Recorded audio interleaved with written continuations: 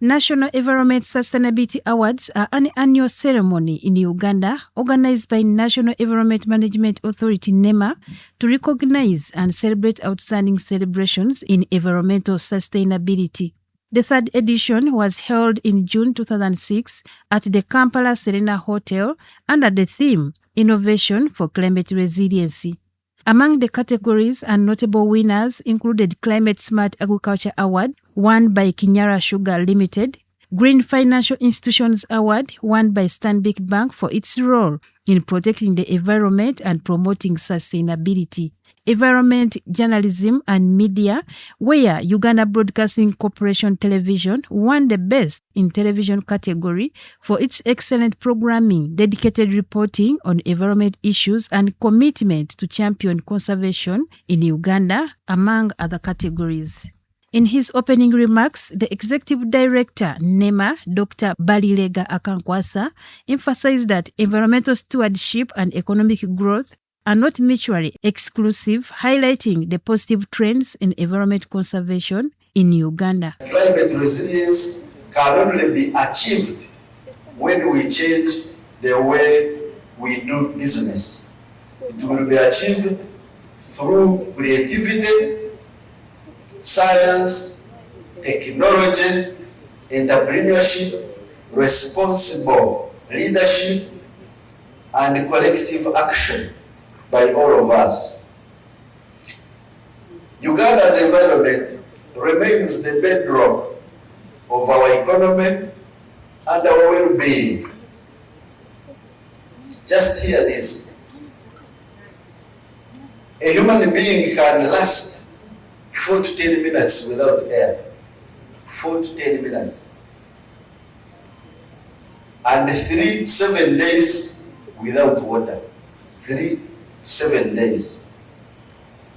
And without food, 30 to 60 days, if there is water. So, none of us can actually exist minus environment. And so, to protect the environment is in our selfish interest to protect our own selves. Our forests regulate rainfall. Our wetlands store water, filter pollution, and reduce flooding. Our rivers generate energy, and our biodiversity supports tourism, agriculture, fisheries, and ecosystem sustainability. Protecting these resources is therefore not merely an environment obligation. It's a life existence and economic necessity. And environment degradation must be seen as an existential threat to humanity, and we must address it as such. I'm pleased to report that Uganda continues to make progress on the front of environment management. Forest cover has increased from 9% in 2015 to now 13%, thanks to all the efforts of the partners. Some of them are here. The Roots program has done a lot. There is that it's actually possible. That's the message we take. Wetlands currently occupy 13.9% of Uganda's land surface, and 9.3% of this is intact, providing critical ecological and economic services, and this has improved from just 8.9% that we had in 2015. We still have 4.6% of wetlands and encroachment, and this must be liberated. Across the country, thousands of hectares of degraded landscapes are being restored through collaborative efforts involving government, private sector, communities, development partners, and the local people. At NEMA, as the institution responsible for coordinating, supervising, monitoring, and regulating all activities of environment in Uganda, we continue to strengthen environment governance through improved compliance monitoring, environmental inspections, digitization of environment services, environment restoration activities, and stronger enforcement against environment degradation. We all know that despite these milestones, the challenges still remain. Degradation is still rampant, and we must rise up to the occasion to decisively and firmly respond to it. The encouraging news is that innovation is increasingly becoming part of the solution. That's why today we are here to celebrate innovations, celebrate excellence in addressing environment challenges of our time. The keynote speaker, the Bank of Uganda Governor, Dr. Michael Ating Ego, warned that climate change is a severe economic shockwave that requires massive investments in environmental resiliency. The theme for this year's awards, quote, Innovation for Climate Resilience, unquote, is both timely and urgent. Across Uganda, climate change is already being felt through more frequent floods, prolonged droughts, landslides, heat stress, ecosystem degradation, and disruption to livelihoods. These shocks are affecting the households, businesses, infrastructure, agriculture, and ultimately the stability of the economy itself.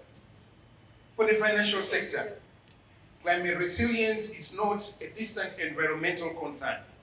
It is a core and a financial stability issue. When farmers lose harvests, when roads become impassable, when businesses face rising operating costs, and when communities are displaced, the consequences extend far beyond the immediate damage. They are reflected in balance sheets, loan portfolio, insurance claims, public finances, investment decisions, and consumer welfare. Climate change has therefore evolved from being primarily an environmental challenge into a macroeconomic challenge, a financial stability concern, and a developmental imperative. So, why is climate change as an economic imperative? We have experienced floods in eastern Uganda, recurring droughts in Karamoja and other cattle corridors, landslides in our mountainous regions. These are not merely environmental events. They are economic shocks that affect productivity, livelihoods, investments, and growth. And by disrupting agricultural production, damaging assets, and increasing uncertainty, they weaken household incomes, strain public resources, and undermine development gains. Climate resilience is therefore not separate from Uganda's broader development aspirations. On the contrary, the sustainability of our economic transformation will depend on our ability to build resilient infrastructure, resilient enterprises, resilient communities, and resilient financial systems. Investing in resilience today is therefore an investment in Uganda's future, competitiveness, productivity, and prosperity. The updates of the nationally determined contribution commits the country to reducing greenhouse gas emission by 24.7% by 2030. The NDC, which is the National Determined Contribution, is not merely an environmental document.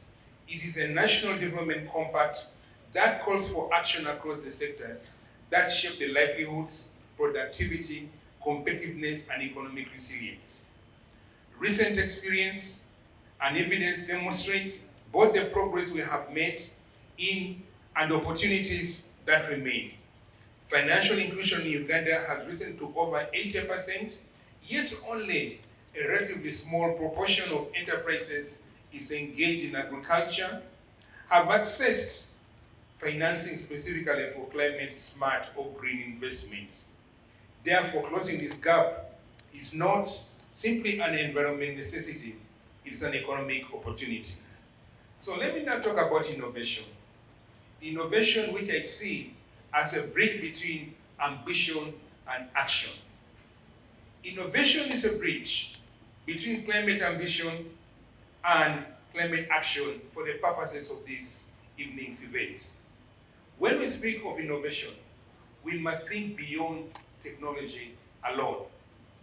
Innovation encompasses new ways of financing, producing, ensuring, measuring risk, and managing resources to delivering services. It includes, of course, getting reliable data on climate risk-related activities. And therefore, it calls us to go for advances in artificial intelligence, satellite imagery, geospatial analytics, climate data platforms, digital finance, renewable technologies, and climate smart agriculture. Innovation enables societies not merely to respond to climate shocks, but to anticipate them, adapt to them, and emerge stronger from them. For innovation to deliver meaningful climate resilience, it must be inclusive, financeable, and measurable, helping households to adapt, enterprises to become more competitive, financial institutions to manage climate-related risks, and public institutions to track progress through credible evidence. Uganda is already possessing a strong climate policy and sustainable finance architecture. The principal challenge before us is no longer a strategy design, but it is implementation. So thirdly, effective action depends on the visibility of risks. So put simply, we cannot manage what we cannot measure. Without reliable data, climate risks cannot be appropriately identified, they cannot be priced, managed, or mitigated. This is why at the Bank of Uganda, we are now supporting the adoption of internationally recognized sustainability disclosure standards, the implementation of the National Green Taxonomy, and the strengthening of climate-related reporting frameworks across the financial system. We are going to require that all the financial institutions, come January 2028, should have begun disclosing all the sustainability-related risks and opportunities, and also all the climate risks and opportunities in their activities. And we are also guiding them that since the country has got what we call the Green National Taxonomy, their lending is going to be guided by the standardized classification systems that defines which economic activities are available so that they can finance environmentally sustainable projects, so that the financial institutions will be directed to finance towards climate change mitigation and adaptation. The chief guest, Minister of Water and Environment, Major General Kahinda Otafire, urged Ugandans to vacate protected ecosystems and wetlands. Now, if we don't seriously take environmental concerns into consideration for our generation and the next generation, the damage we do today is a result of selfishness. We want to prosper at the expense of the children of our children. If our forefathers, our forebears had damaged the environment, would we be here? No, we wouldn't. It's only imperative that this generation and the next generation preserves the environment for purposes of the future. If we don't want to do that, then we should stop producing. We should cease procreation and say we are selfish. It's we and us alone, and cherish the future. But for as long as we have children and the children of their children, we have an obligation to ensure that we preserve this environment. Unfortunately,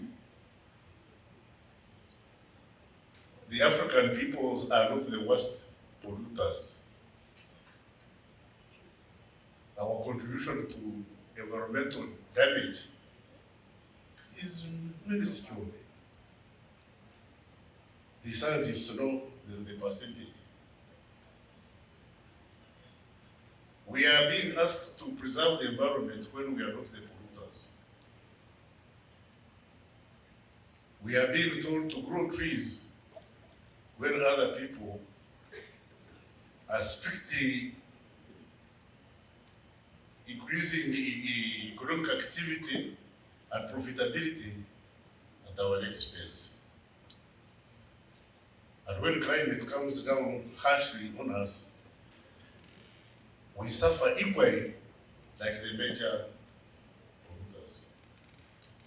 So it's time for the African people also to stand up and say, wait a minute, all of us are doing damage, and the more damage you do, the more you should be liable for reparation, to repair the environment we damage. When I was Minister for Environment, I went to New York and there was a conference and we were discussing about environment. I looked at people talking and they're very wise. Very, very wise. They speak good English and we admire them. And we think speaking English is a sign of being intelligent. But unfortunately, I've been in Britain and I've seen a lot of people speak English who are not as clever as some of you. Then I said, now what do I tell these human beings? I said, no, put up my hand. I said, you idiot from Africa, what are you saying? I said, now since you are spoiling the environment for purposes of development, we are also going to spoil so that we also develop. And then we shall see where we shall end. We also could spoil down there. They said, oh, no, Africa, you must grow. I said, no. For instance, for us in Africa, we don't put flowers on our tables when we are going to eat. It's not because we don't love flowers. Ladies and gentlemen, it's because people in Europe, in extreme conditions, spend 7 months without seeing flowers. That's why they appreciated them. Here, when you go to Tesco, you find the Tesco cutting flowers because they are weed. The flowers are weed. They are nuisance. That's why when these Africans come to town, when they come, I was teasing the governor back of Uganda. He gave him a tree and I said, where are we going? The whole place is tarmac and cement. We don't appreciate green because we live in the green conditions. The flowers, they're everywhere. We cut them every day. Now, not until we miss those flowers that we shall know how valuable they are. Or not until we miss honey that we shall know how valuable trees are. Because these flowers you call weed are the gift from nature which enable the bees to pollinate our crops. If not for anything else, for pollination, we need trees, we need flowers, we need the ecological environment as it was organized by nature. You know, when I went to the ministry recently, Dr. Kawasa told me we are doing evictions. Then I told him, and there are people making noise. Oh, we were being thrown out of wetlands. Nature licensed hippos, fish, frogs, crocodile. Unless only those, and the otters. If you are not a fish, a frog, a hippo, a crocodile, and are not, what are you doing in the wetland? God will tell you you are misplaced, get out. By all means, when you complain, you think God was stupid to put you on dry land and put the reptiles in the water? Yeah? Why are you invading the wetlands? Look at Kampala. We are, ladies and gentlemen, we are now drawing water for drinking from Katosi. Kampala water now comes from Katosi. You think National Water and Sewage Corporation is mad that they are getting water from Katosi, not from Rosera? No, we don't get water from Rosera because you've damaged Rosera. You've invaded the wetland, removed the filters, so the effluent from Kampala goes directly to the lake.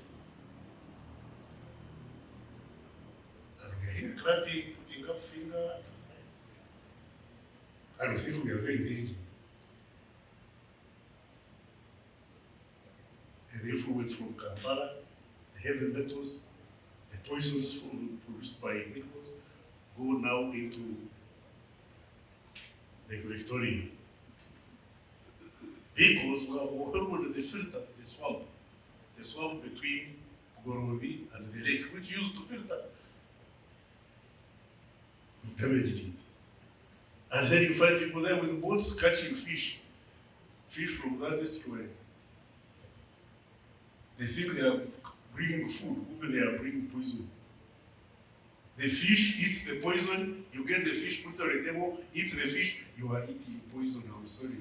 The event was attended by over 300 guests, including private sector executives, policymakers, and civil society leaders gathered to celebrate Ugandan environmental heroes.